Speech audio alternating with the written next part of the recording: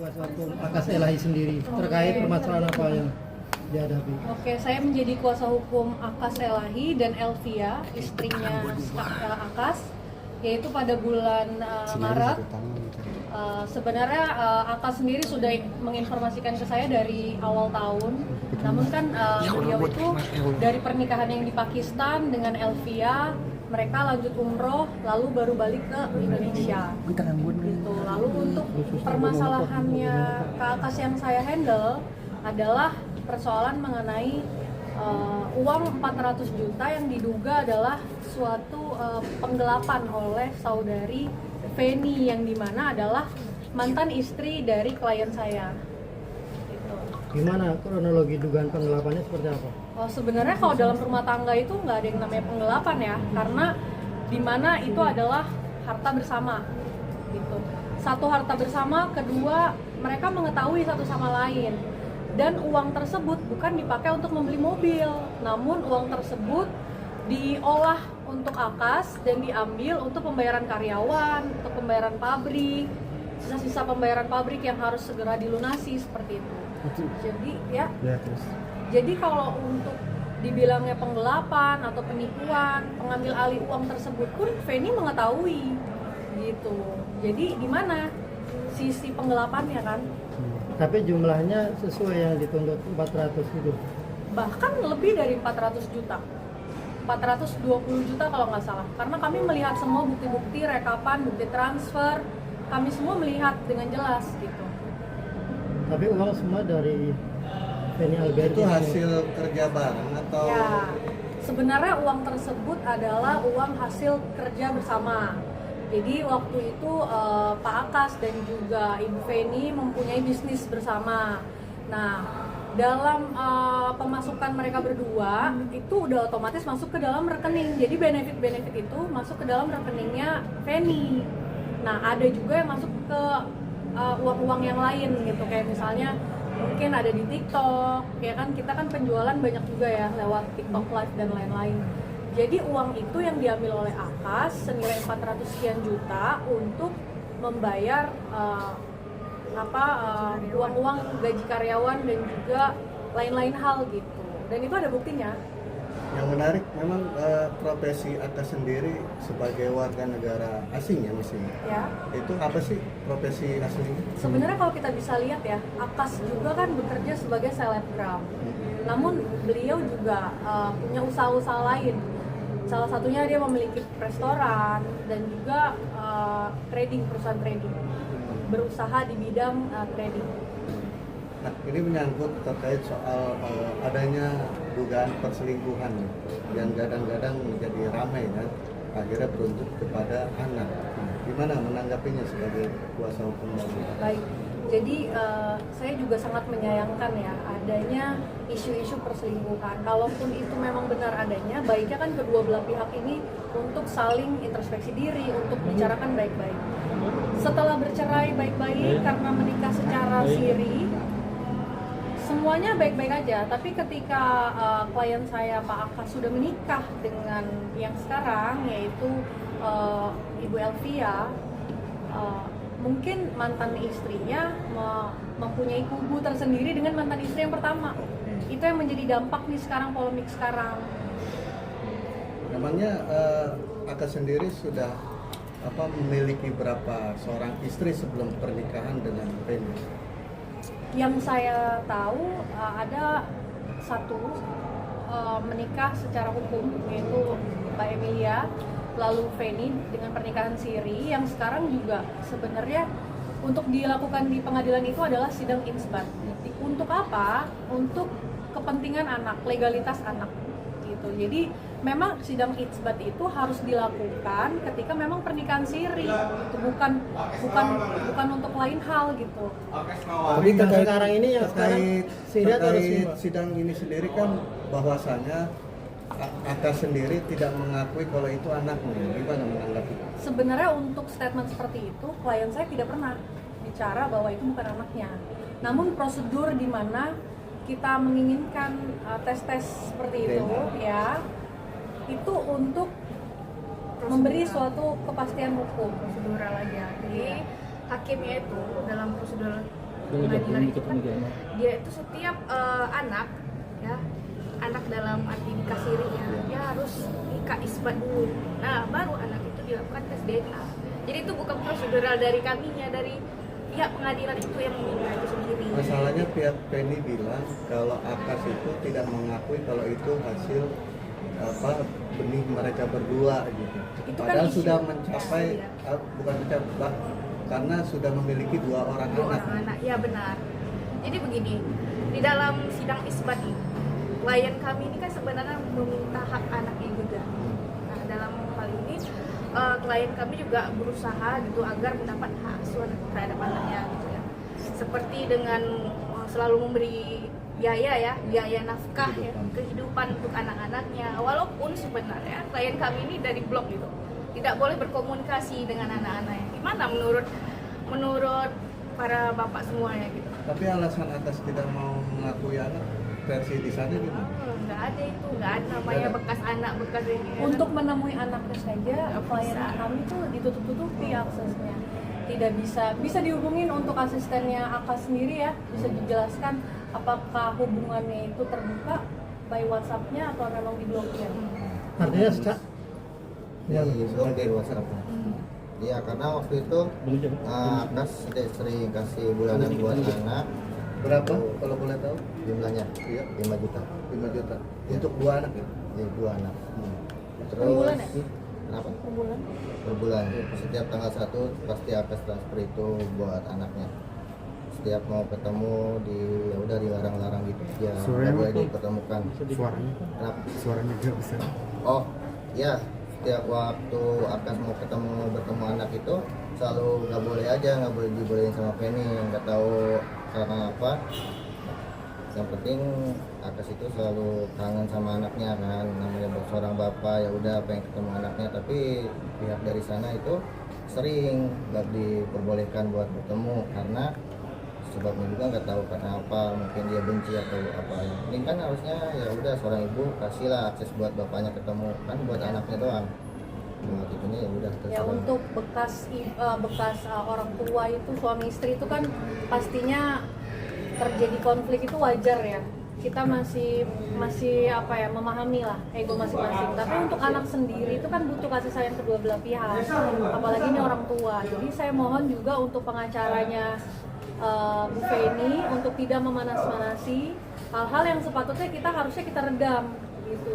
Jadi isu-isu perselingkuhan atau penggelapan, coba deh kita duduk bareng, kita ketemu agar hal yang seperti ini tuh seharusnya tidak bagus ya dijadikan konten, apalagi konten seorang pengacara yang dimana harusnya kita bisa duduk bareng nih untuk bisa memberikan win-win solution untuk klien kita masing-masing.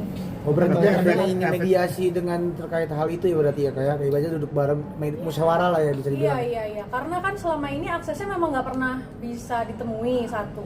Kedua, mungkin Bapak Sri Daren yang dimana adalah kuasa hukum dari Ibu Feni, kita bisa bertemu nih untuk memberikan solusi terbaik untuk klien kita, ya kan, satu sama lain, agar ini bukan menjadi bahan cercaan di dalam media sosial. Karena mau sampai kapan di sini ada dua anak yang harus dijaga, bukan hanya untuk kepentingan diri sendiri kan? Buat apa gitu? Buat apa kita harus naik untuk mengungkap suatu masalah yang sebenarnya itu juga nggak nyata, gitu, nggak fakta menurut saya. Tapi efeknya mungkin ke dalam kehidupan sehari-hari Akas gitu gara-gara isu ini tuh seperti apa sih? Pertama, Pak Akas itu tidak mau tampil sebenarnya. Jadi Pak Akas selalu diam dari awal isunya dia dibuat senegatif ini. Dia selalu diam dan dia minta tolong untuk saya baru kali ini untuk speak up. Karena apa? Sudah beberapa macam dampak, apalagi istrinya yang sekarang kan namanya Ibu Elvia ya, yang dimana Bu Elvia sendiri mempunyai dampak psikologi yang dimana banyak pembulian, dibilang bahwa dibeda-bedakan antara Ibu Feni dan juga Elvia, dibanding-bandingkan cantikan Feni, cantikan Elvia, karena menurut saya semua wanita kan cantik ya, dan tidak perlu masyarakat juga membanding-bandingkan istri pertama, kedua, ketiga, karena ini bukan suatu hal yang seharusnya bisa dibahas dengan baik gitu. Bu Adrina, maaf kalau yang Alfia. Resmi. resmi secara negara.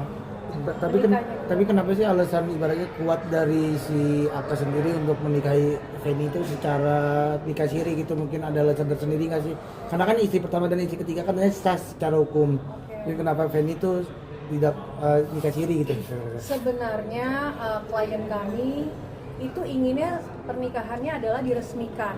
Namun pada saat itu tidak tahu kenapa pada bulan apa menikah siri waktu itu di Purwakarta ya, bulan 2 dengan Bu Feni sendiri yang menginginkan bahwa pernikahan itu dia inginnya siri gitu. Jadi bukan klien saya yang menginginkan pernikahan siri.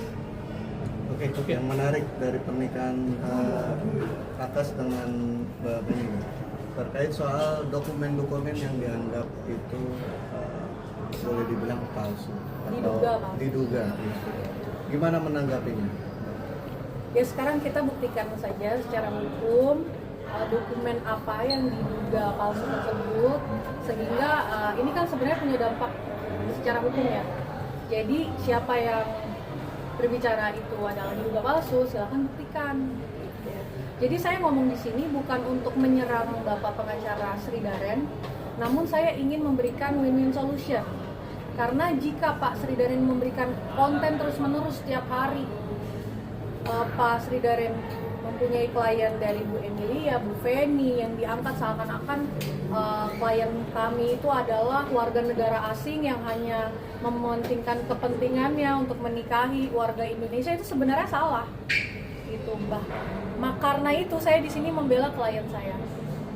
Nah, terkait juga dokumentasi bahwasanya menghilangkan nama orang tua dari Pak Akas sendiri, gimana waktu kejadian dokumen pernikahan siri itu sendiri dengan Mbak Feni?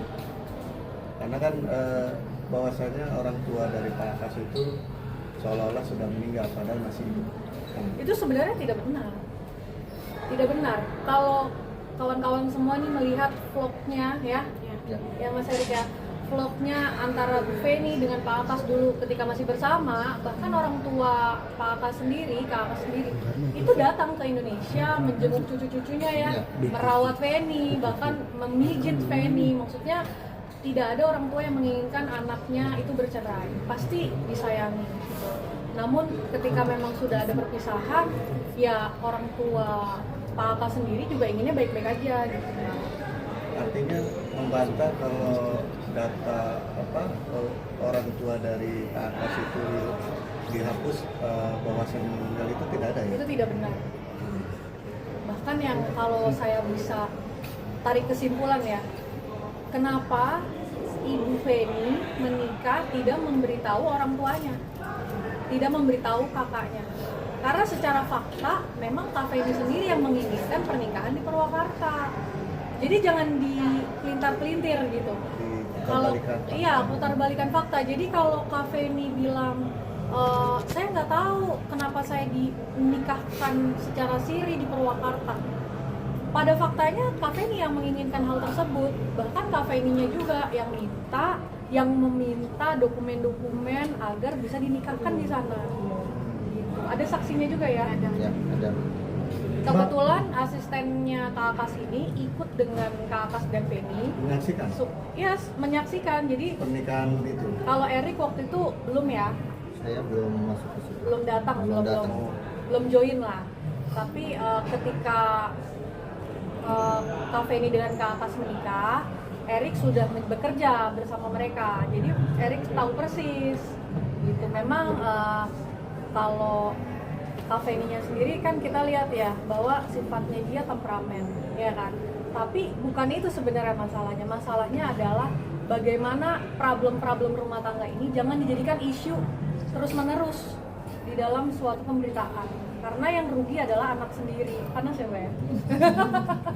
Oke, ini yang menarik lagi isu terkait penularan penyakit. Nah, menyikapinya gimana? Karena sebenarnya diduga bahwa Pak Akas ini suka jajan. Iya. Jadi seperti ini. Iya. Jadi ada hal-hal negatif yang sangat diceritakan terhadap klien kami. sekarang logiknya adalah ketika kita punya penyakit negatif hal-hal seperti itu ya, penularan hal-hal yang negatif ya. Iya, benar. Saya bilang di sini buktikan saja gitu. Jadi kalau apapun permasalahannya diumbar ke media tidak tanpa bukti, itu bisa jadi fitnah, benar ya? Benar. Dan selama ini klien saya tuh diam loh, nggak pernah speak up apapun. Baru kali ini meminta saya sebagai hukumnya, saya dengan Putri, untuk speak up. Karena apa? Ini sudah mempunyai dampak tidak hanya ke beberapa brand-brand yang cancel, hal ini juga mempunyai dampak psikologi terhadap istrinya Akas yang sekarang, yaitu Elvia. Coba mas-mas dan mbak-mbak bayangkan ketika live dibanding-bandingkan dengan Kak Feni. Itu kan hal-hal yang sebenarnya jadi sangat mengganggu. Apalagi kan kita semua pasti punya keluarga besar ya. Kita harus meredam dan membuat permasalahan ini harusnya tidak terus-menerus dijelek-jelekan. Oke, agenda selanjutnya nanti di Pengadilan Agama Jakarta Pusat itu apa? Mungkin sudah masuk ke perkara ya, satu itu karena untuk perihal perkara yang itu sudah ada pengacaranya tersendiri ya, Iya. Kak Seri. Gitu. Artinya kemarin ada mediasi itu gagal. Mediasi sudah dilakukan 2 kali, Ya. namun Bu Feni tetap tidak mau melakukan tes DNA. Satu, kedua mempunyai statement yang berubah-ubah. Jadi pertama selalu memberikan isu-isu yang tidak benar, yaitu anak-anak yang tidak dinafkahi. Tapi pada faktanya isbat nikah itu untuk melegalkan kedua anak mereka, status anak mereka. Itu kan hal yang sangat penting ya. Kenapa? Alasannya kenapa seorang ibu tidak ingin melegalkan status anaknya? Itu kan menjadi pertanyaan sebenarnya. Karena mungkin kemarin sempat bilang karena sudah sakit hati. sekarang kita kesampingkan Anak sakit tidak hatinya. diakui. Tidak ada yang tidak mengakui anak, namun prosedur DNA itu memang harus gitu. Karena Pengadilan itu sendiri. iya, dan juga sebenarnya tidak ada yang dirugikan kan dari beberapa proses-proses yang sudah dilakukan oleh Akas. Nafkah masih dinafkahi sampai detik ini. Jadi sudahlah, stop menggiring-giring opini hal-hal yang tidak baik. Oke, thank you.